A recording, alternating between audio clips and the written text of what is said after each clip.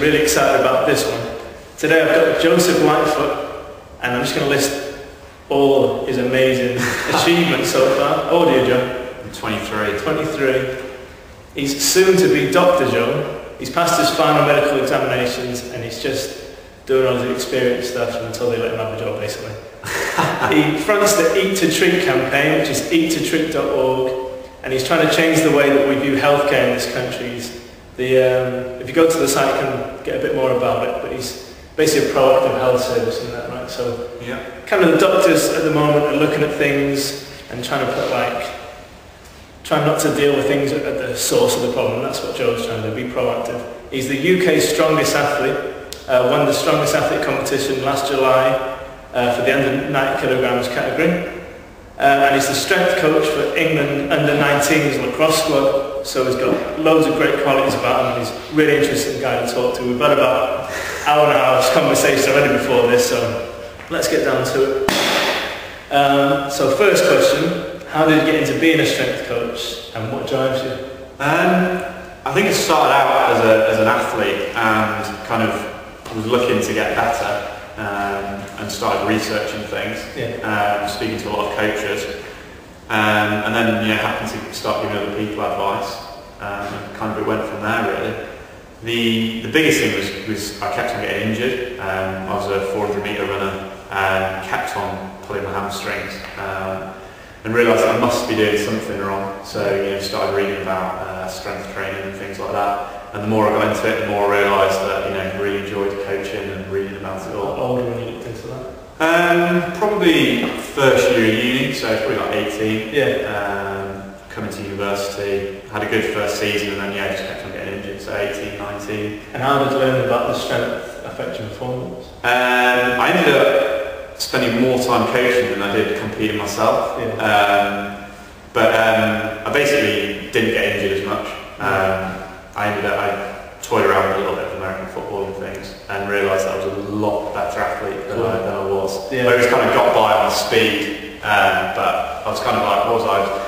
6'3", 6'4", and around maybe like 11, 12 stone. So you must have been neglecting, you had some weaknesses, so you kind of found out what they were. Yeah, pretty much, yeah. You've got to educate yourself to find those weaknesses, don't you? Yeah, I think, I still remember the first workout I did when I kind of showed up at university. We went straight into the weight room at the track and did like 3 sets of 8 on the bench, like 50 kilos or something, and then kind of some horrible half squats with like 60k on the bar. And then, from there you just make mistakes, learn from it. And then, start getting, probably, I'd say the last 2 years I'll probably be training what I'd say as proper training. Yeah.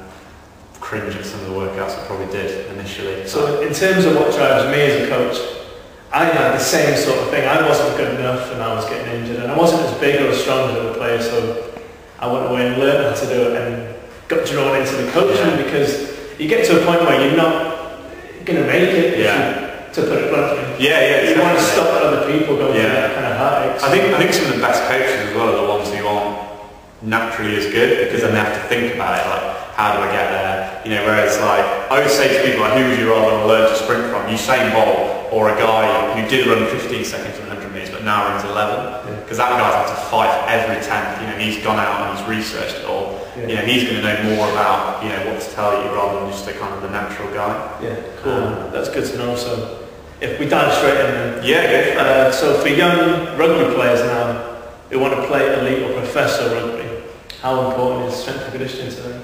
Can you get by without it? I think some people can. At the end of the day, you've got to have the talent on the field. But if you look at the kind of what's happened in the game over the last 5 years, the players now are twice as big and twice as strong as they were. I think it's a requirement that you have a certain level of physicality.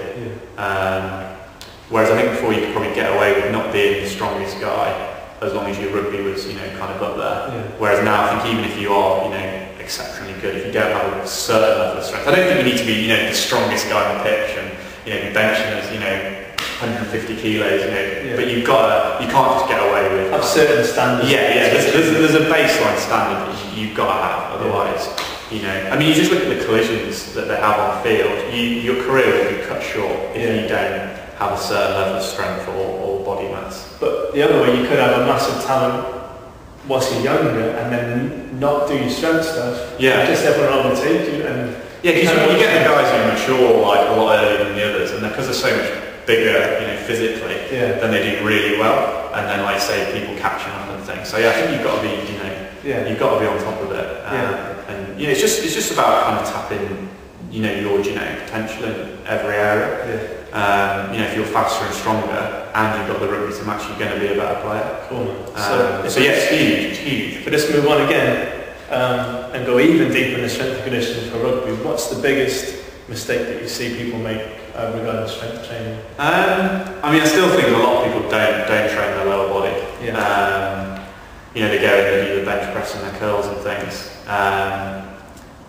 But deadlifts, single leg variations, squat variations, training the lower body properly. Because essentially that's where your power comes from, that's where the big hits are made, the sprinting speed, it's all about lower body strength. So what are the best things you could do for lower body strength? Let's say you've done weight training with a club now and then, but you want to get into it and just do something steady so you know that you're going to improve. I always start with a goblet squat. That's where I kind of begin and end my lower body training.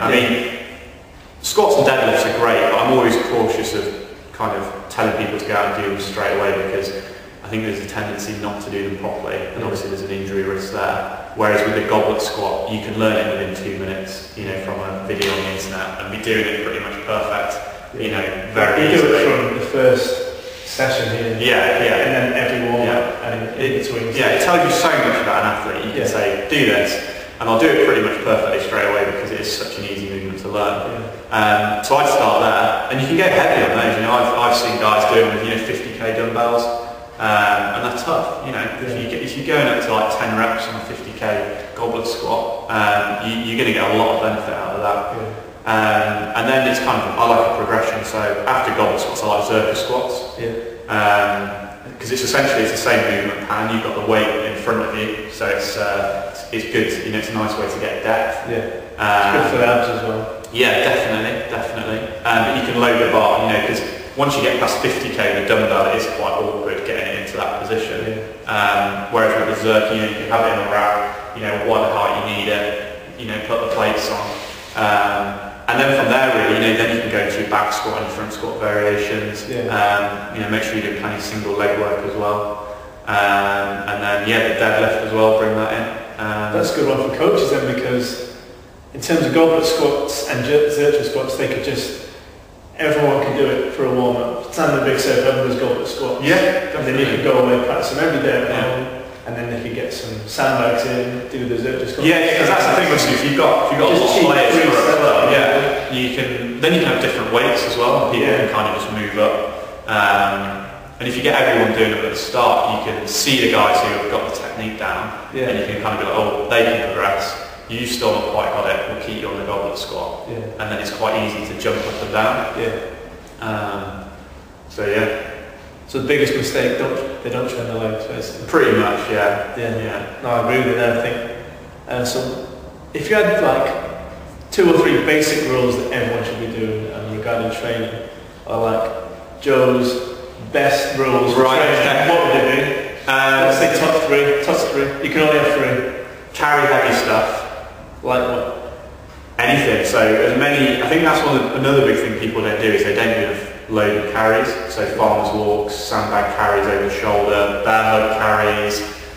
We were doing a few carry variations while we were training today. Or even just carrying your mate on the shoulder? So again, if you don't have the equipment, you don't need farmers handles and 100k of weight plates. With the England lacrosse guys, when we were away on training camp, we'd do a warm-up, and we'd always go to warm-up with like piggyback races or what warm-up for the lacrosse club, in terms of what could anyone do?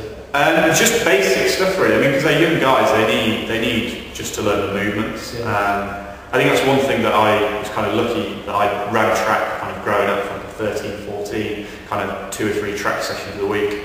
And every track session would start with 20, 30 minutes of just movement prep. And you kind of think after 8 or 9 years of running track, the hours you spent doing movement prep is like ridiculous.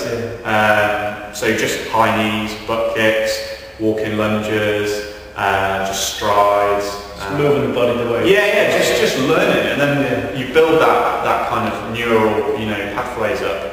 I think the amount of reps you get in, that can't be underestimated. But that was a bit of a side point, but that first point is right. Heavy stuff. Carry heavy stuff. Yeah. That's number one. Number two. On the spot, yeah. Number two, I think would be movement patterns, so goblet squats, things like that, kind of the basic patterns. So squat, hinge, push, pull, and then carry. I kind of class those as like five basic things that you've got to learn to do. Kelvin Giles is a guy that I've kind of been inspired by recently. He has a great term, which is physical literacy. Yeah. And he talks about how a lot of athletes now, because we don't move from a young age, and we kind of, a lot of people spend sit down loads playing computer games and things. They don't have that physical literacy. So you get kind of 17, 18-year-olds who are wanting to play high-level sport and want to put a bar on their back and wanting to squat heavy and get big, but they don't have the basic competencies to do a bodyweight squat or do a push-up properly. Yeah. So that's probably one of the other things. But that's a cool one, because say you had say you are a 14-year-old lad and you've just been picked to go to county level or like an academy, maybe have a strength coach. One of the main things about going professional is you want to impress the coaches. Yeah, no, definitely. So if you could move better than anyone else. Yeah, it's a coach's dream when you get a guy. The strongest guy. Yeah. They'd go, well, you could go straight to the best group, even though you're not the strongest. Yeah. You can train with the first team because you know what you're doing. Yeah, that's your body knows yeah. what it's doing, whether you do or not. There's the worst thing is when you get someone who's weak and they can't move. Yeah. But I'd rather have a guy who's weaker but knows how to move. Yeah. Because I don't have to teach him how to do it. I know he's got those patterns.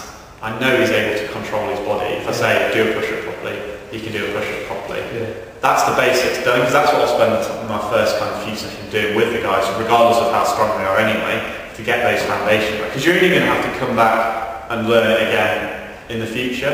Yeah. You get a guy coming in who's like, I can squat 140, and you look at his form and you think, he's going to hate it, but I'm going to have to take him right back to basics, teach him all over again how to move. Yeah. Whereas if you get a guy who comes in and he's like, I can't squat that much, but my mechanics are great, you're going to progress him a lot quicker. Yeah, that's cool, man. So I think young guys out there, if they just movement prep sessions, it can be. And that's a good warm-up as well. Yeah, great one. I mean, like you said, that's what you do with the England lacrosse guys. Yeah. And your kind of track and field experience. Yeah, like just getting the reps in. Yeah. It doesn't have to be a lot, 20 minutes. Just do some basic, bodyweight squats, butt kicks, high knees, walking lunges. Yeah. Do some strides, back pedals, side steps. Just practicing, just learning. It's probably stuff that everyone knows how to do anyway. It's just a repetition. And so the third, so heavy carries. Yeah, movement patterns.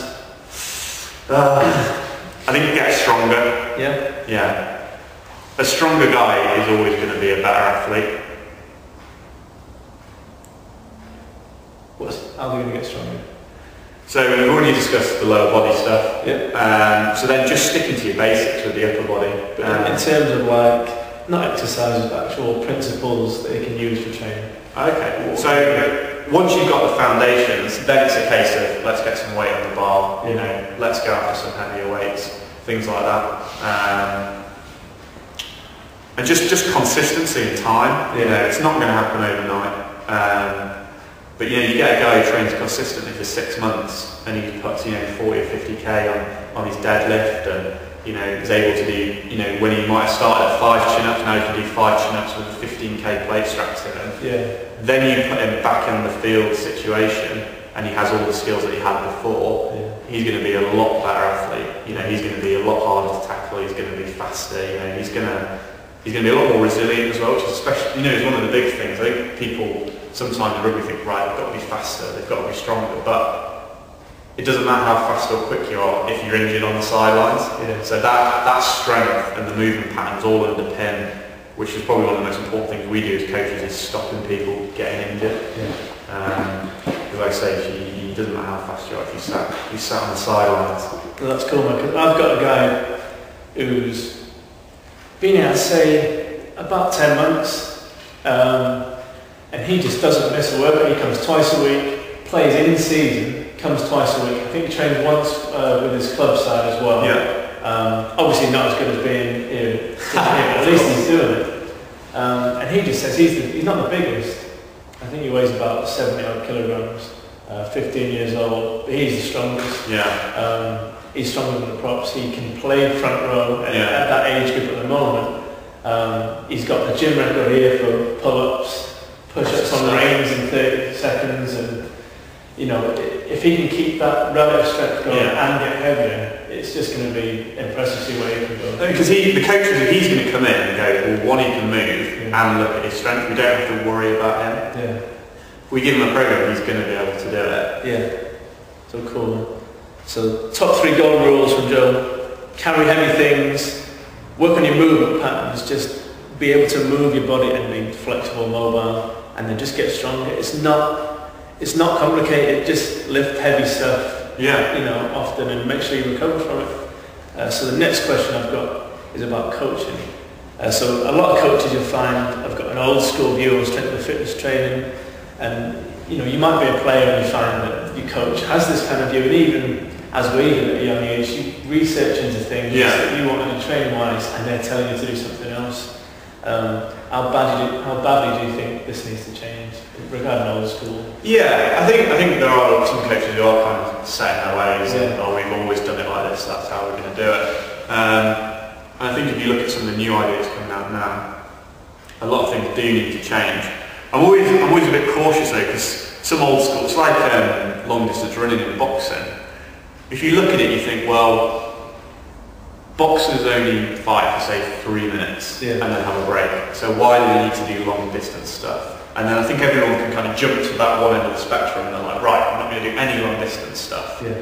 But then you think, well, they've been doing road work in boxing for years. A lot of champions did it. It must work. You know, there must be something there. And then now if you look at some of the newer stuff from guys like Joel Jameson and things, where they're actually reintroducing and saying, well, no, we still do longer runs and things, and people kind of swing back. So I think while we need to update what we're doing on some things, I think we've always got to be conscious of, well, people have done it and they might have done it for a reason. Yeah. We just don't understand it yet. Well, so I suppose it's just kind of an open mind, really. I think part of the key is what you're doing obviously is work at some point, so you need to do it.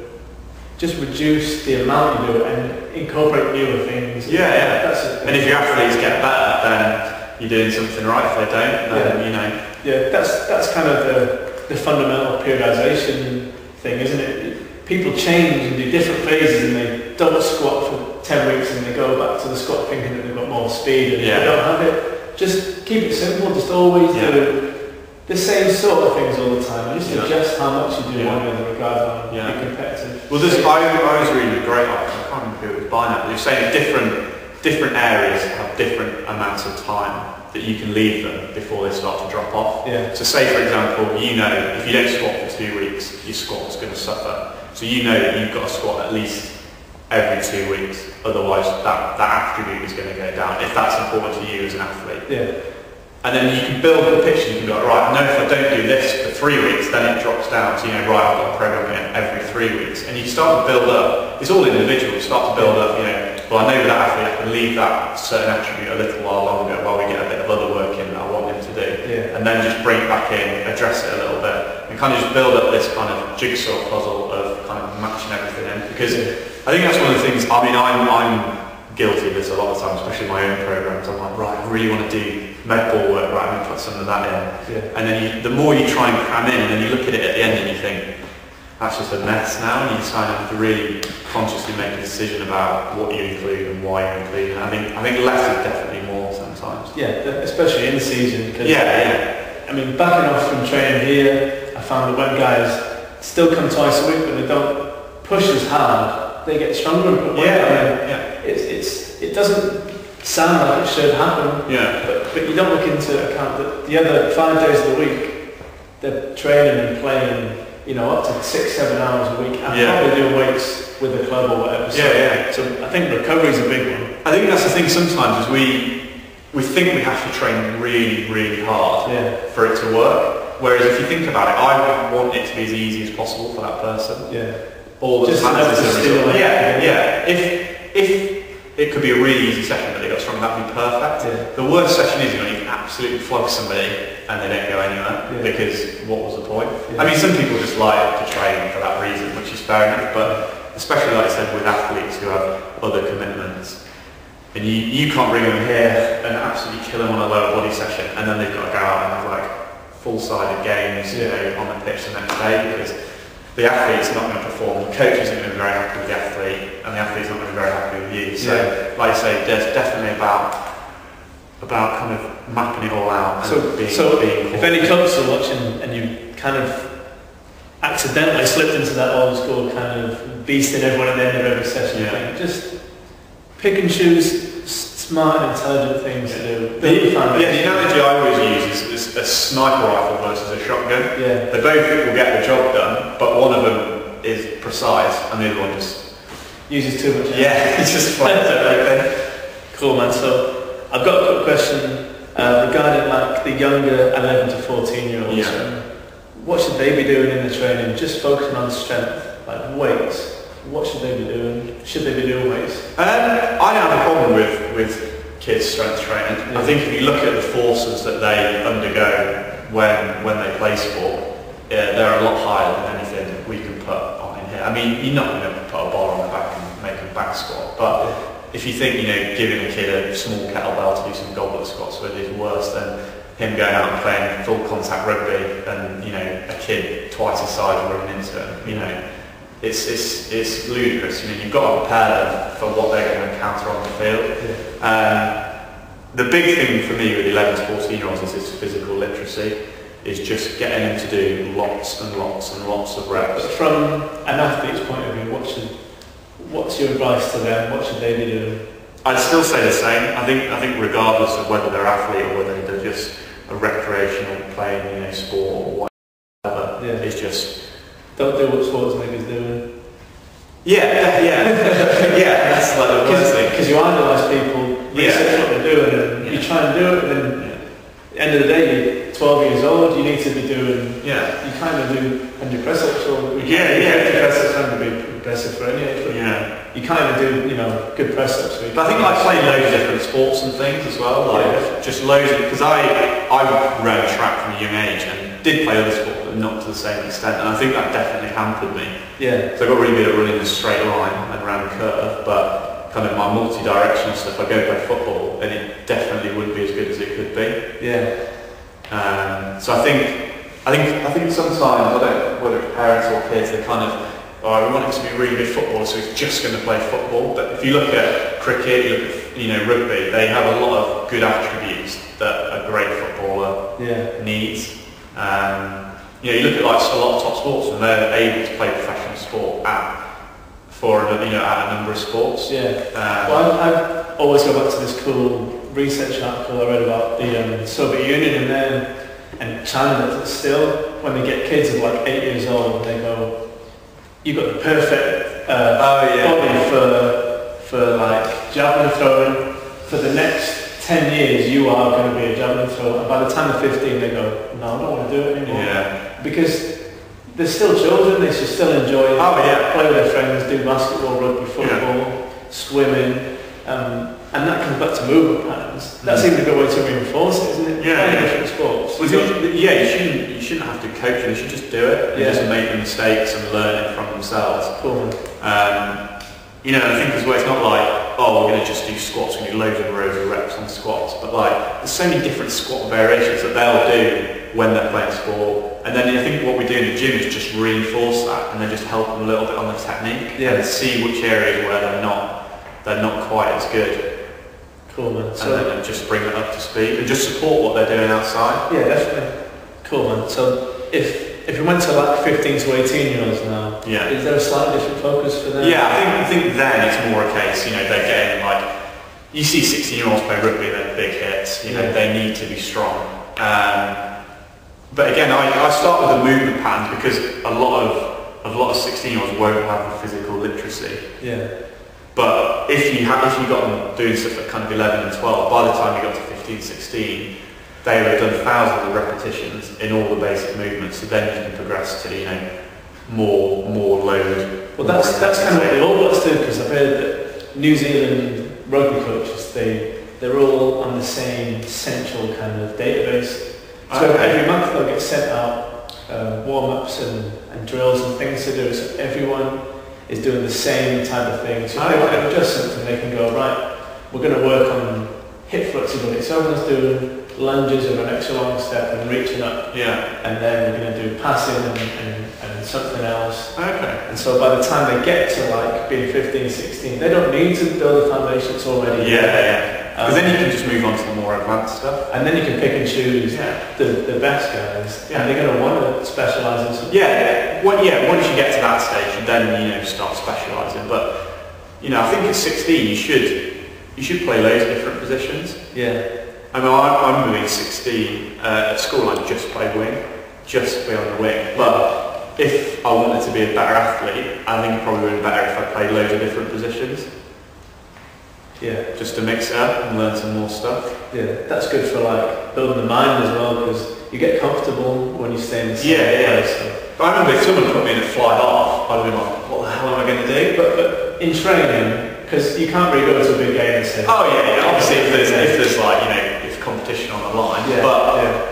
Imagine if you had a flanker who played a bit on the wing, played a bit at fly half, played inside centre. He's going to probably end up being a better flanker in the long run because he's got extra skills rather than just he's played flanker since he was 14 and that's all he knows. If you compare union and league, league's more of a everyone can kind of play anywhere along the line. It just changes in terms of body composition. So in the middle they're going to be bigger, then they get kind of leaner and quicker. They're still huge. But everyone can pass, everyone can make and that's what kind of defines, that's what, whereas union, you get drilled into, you are going to be just catching and just smashing people out of the way, you just chase people down, you just catch I mean, obviously not to get a winger playing properly. Well, I think in terms of specialisation, it's good to play league and union. Because it's still the same sport. It's slightly different. The energy systems are similar, if not the same. I know the work periods are slightly different. But in terms of muscle and strength and everything, you're going to keep everything from one to the other. Definitely. And they both help each other. That's cool, man. So, in terms of recovery, how important do you think recovery is for rugby players or athletes in general? Again, it's huge, because what we do in the gym is not making you stronger, it's the recovery, afterwards, You see guys just kind of train, don't get any stronger, it's because they're not letting their body recuperate.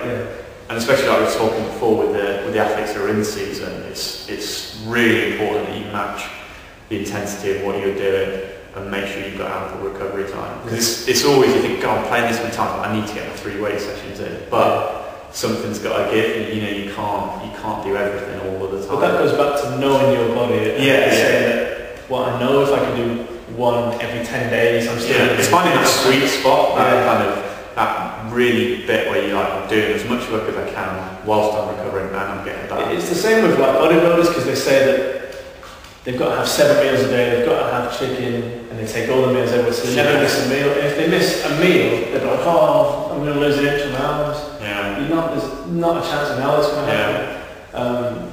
So it's kind of getting used to the idea that doing less or missing something, even if it's by accident, isn't going to harm it. No, not at all. As long as you're consistent and you just get back on track straight away. So I think sometimes we do loads of work in the gym and then we're like, right, we've got to do recovery methods, we've got to do contrast showers, we've got to do ice baths. But then that's a stress on the system as well. If you think getting in an ice bath, you're going to, I don't enjoy them. Some athletes don't mind them, some athletes absolutely hate them. So for that 20 minutes where he's going to the ice bath, getting in the ice bath, getting out of the ice bath, he's actually going to be in a stress state because he doesn't like it. He may not think they're going to work, so they're probably not. And I think sometimes you just got to think, right, I'm going to do nothing. I'm just going to let my body sort itself out. I think sometimes we can kind of over egg the recovery bit. But then again, come back to the foundation and the movement patterns. That's if you just do them as a warm up. Definitely. Just do it. You could just turn up, do the warm up, go home again. And you've done some recovery stuff there. Coming back to like the Hollywood style training now, what are your favourite methods to pack on muscle? Regardless of sport. Regardless of sport, so just getting big. Just getting huge. What's your going? We kind of think you need time and attention. It needs to be a compound movement that uses a lot of muscles. And you need to be able to take it fairly close to failure. So it doesn't want to be anything too kind of technique driven. Yeah. Just explain time and attention. So when you lift something, your muscle will be under tension. Yeah. So if you're thinking about you wanting to stimulate that muscle, the longer it's under tension is going to have an impact. So like, in terms of time, what would you say, 30 seconds? I think it depends on the exercise, but what I'm trying to get at is if you can increase that time and attention, so kind of the whole heavy weight, heavy rep principle. So things like farmers walks, they're a compound exercise, use lots of muscles. Yeah. They're easy to do, so you're not having to worry about technique breaking down and an injury risk. And in terms of the amount of tension you're putting on your muscles through a period of time is huge. Yeah. So if you think of the stimulus for muscle to grow from that exercise is massive. Yeah. Personally, I always find if I do high rep deadlifts, that's when I feel like I'm getting the most kind of growth. What would you say high reps are for this? So I've done like 20 reps before. Yeah. But I think you've got to be careful in terms of technique. You know, I'd have somebody watch me, and as soon as my technique was getting anywhere close to breaking down, I'd stop. Yeah. Well, we've been using the safety bar for high rep squats. Yeah. It's the rugby league off season now because the amateurs have switched to the summer season. Oh, okay. This is the first time that they're going to be playing summer season rather than Yeah. matching the football and rugby union season. So the safety squat bar, because you're kind of in a more disadvantageous position, it's lower weight, so Yeah. less risk for injury, but it's still working. Yeah, high rep squats are great as well. Yeah. But you've got to match it to the athlete, you know. I wouldn't want to force high rep squats on somebody who I didn't think could handle it. Yeah, but that comes back to recovery again, doesn't it? Yeah. I know I try to say it's Hollywood muscle and not worrying about that sort of thing, but yeah, I love farmers walks. Like at the end of the session? Yeah. I mean, I've done them. One a great pairing is sets of 3 reps on the bench, which ramp up. So start at say 60k, 70, 80, 90, 100, 110 if you can, you know, and then superset that with 2 lengths of farmers walks. What's the length? Like, so maybe like 20, 30 meters, with a good weight, and then at the end of that, you know, that'd be it. That would be a great session. You know, that might take half an hour. Yeah. Go home, eat, sleep, and then just come back next day and do your legs. Yeah, you know, I really like that pairing. Yeah, that's cool. So that comes back again to I think the unofficial 4th Joe's Golden Rule. Just keep it simple. Yeah, probably. Yeah. Yeah. Cool, man. So for a lot of team sports, the fastest guys was going to be the best players. Yeah. With this in mind, how can athletes train to get quicker? So to a certain extent, it's going to be determined by kind of genetics. You know, some guys just are quicker. So yeah, annoyingly. Start with the movement basics again. You know, you get guys and you get them to run 30 metres and their arms are swinging out to the side and their heels are kicking out and they're all really tense. So just start by just doing 30-metre runs. Doesn't have to be fast to start with, but just trying to get everything in line. So one cue uses cheek to cheek. So 90 degrees at the arm, cheek here, and just try and get people to run, you know, with everything in a nice straight line. The technique. Yeah, definitely. And then you can educate yourself online and things like that, can't you? Yeah. So, I mean, there's loads of videos out there, but yeah, that's the first one, is just kind of get everything in line. Then try and relax when you sprint. I know you've got to be putting the power down, but if you see guys when they tense up, you automatically kill any speed, because if you think about the way I try and explain it, is when you throw a ball, you muscle the first bit, but then you've got to let your arm go. It's that ability to relax where the speed actually comes from. So if you try to muscle your arm all the way through the movement, the ball's not going to go as far as if you relaxed. So it's all about that ability to contract and then relax as well. So try and get guys, once they've got the kind of the technique down, is I just say, look, we're going to try and go as fast as we can, but relaxed. I don't want you to, you know, think. We do that with the kettlebell swings, you explode them anyway. It's that pulse, it's that period of kind of, if you look at the most elite guys, and which would be the fastest guys in the team, their ability to contract and then relax is a lot better than someone's average who's peak power will be lower, but then their ability to go from a contracted state and a relaxed state is slower as well. So if you saw a graph, their power would probably be like that. Yeah. Whereas if you see the elite guys, they're kind of like this. It's that ability to kind of really turn it on, but then switch it off as well. Yeah. So in terms of like strength stuff, is it just getting stronger, or is it or something? Yeah, like, I mean, getting stronger is going to help, but it's all about force production at the end of the day. You know, you've got to think about, I mean, force is mass times acceleration. So although ultimate strength is important, we've got to learn to move a weight fast. I mean, what I like is the dumbbell snatch for the pulse thing as well. Because when you see a beginner do a dumbbell snatch, they'll pull it all the way through the movement. Whereas if you watch a guy who can lift quite a lot of weight with it, they'll pull really hard at the start and then let the dumbbell go. So, because they're only going to slow it down by trying to pull on it more, and then catch it again overhead. So it's that pulse. So that's what I really like for kind of learning to kind of get the motor recruitment, you know, there, and then switching it off. We've been putting like a kind of canvas strap on the kettlebell, so you can't pull the strap because the kettlebell just swings underneath. So when you do the swings, it'll swing up with your hands and then back down and back up. And if you pull too fast with the arms, your hands will go quicker than the weight. So you can't do it unless you're relaxed. So that's a really good thing. I'll have to try that. I'm not trying that. Yeah, that's a cool one. And then just like technique. We do a lot of what a lot of people do with sprinting is they don't get a centre of gravity out in front of them. You know, they think they lean forward, but they'll lean forward with their body, but then their hips are still kind of over their base of support. Whereas if you look at the top guys, like I think if you Google 100 metres slow motion, there's some great captions of like Usain Bolt doing 100 metres but in slow motion. And if you see where their hips are in relation to their feet, they're way out in front. Whereas you see a lot of the slower guys, they're not able to do that. So that's another thing we get. Is that a genetic thing, or is it? No, I think it's just technique, just learning how to do it. One of the ways I've coached it before is you get a harness and you hold it around the guy and you get them to sprint, you get them to have their hips out in front and they're pulling on the harness.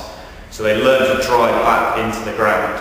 And you do maybe 3 or 4 reps of that and then you take the harness off. So in their brain they're thinking, right, I've got to get the hips out in front, I've got to pull against this harness, but then the harness isn't there. So then sometimes they'll almost kind of stumble, but they learn that getting their centre of gravity out in front of them is how they move quickly. And then it's just a case of finding that sweet spot between falling on your face and having that nice centre of gravity out in front of you. I always say to the guys that there's always some time in your life where you've been running and someone's flipped your ankle and you've caught the floor and you go faster for like 5 steps and try to catch yourself. That's it's just finding that point, pulling it back a little bit. So kind of remember when, or get someone to flip your ankles, fall forwards and just get used to doing that. I mean, you can do it when you pair the athletes up and get them on the start line and get them to hold them and let them lower out. Make sure they're in that straight line and then just get the person to stand out of the way and then they sprint off. That's cool. So, because if you think about it, if you stand there and just lean forward, you don't move. Whereas as soon as you take your hips out in front of you, you automatically want to move forward. So that's what you've got to try and get people to do. And then just getting all the power down, pushing backwards. And it's just a case of drilling it. Again, it's repetition. Well, I think that's about all we're going to do for today for the interrogation. But it's really interesting that kind of the first question I said was, what are your 3 golden rules? Whether you knew it or not, you kept going back to them. So even for young guys, 11 to 14, the 15 to 18-year-olds, it was just build a foundation, get stronger, play a wide variety of sports, which influences movement patterns. The squat, the hinge, the push, the pull. And then once the movement patterns is down, still might address it, but then you can think, right, now I know that's in the bank, I've got that foundation, we can start getting after the heavier loads, you know, there's more strength stuff. That's cool. And then even when getting huge time and attention, using big compound movement and train close to failure, which comes back to carrying heavy things for distance and get stronger. So you said bench heavy and then carry something. It's that easy, that simple. Well, not easy, it's that simple. That's the thing, it is simple. It just isn't so easy. even a good workout could be like 2 exercises. Yeah, I've had great workouts where all I've done is snatch, grip, deadlift. Yeah. Like 8 sets of 3 reps. That's cool, man. And then, as well, the last point we said, to get faster, you need to have good movement patterns, good technique. Yeah. And just learn, get used to lean forward. Yeah, And then again, the harness is great for that. Yeah, again, well, that was carrying something heavy again, dragging something heavy. Yeah, it's the same as going forward. Yeah, so the 3 principles that run throughout your philosophy. I was quite interested. I was noting that you were going back to them, whether you knew it or not. Carry heavy stuff, work on your movement patterns, and get stronger. Right, cheers, mate. So just take a couple of moments now and just let everyone know where they can find you. Okay, well, you had the intro at the start, my campaign Eat to Treat. I have a website, it's jplightfoot.com. It's where I kind of ramble about training and all the rest of it, research and things. Yeah. That's where I post my articles and things that I have on other sites and that, so it's kind of just a collection of what I'm up to. And yeah, just training things and everything else really. Cool, man. Well, cheers. Thanks, buddy. Nice one. Right, so if you want to just drop a comment or a question or anything, me or Joe will get back to you. Yeah, sounds good. And just share it with your friends, and thanks for tuning in. That's it.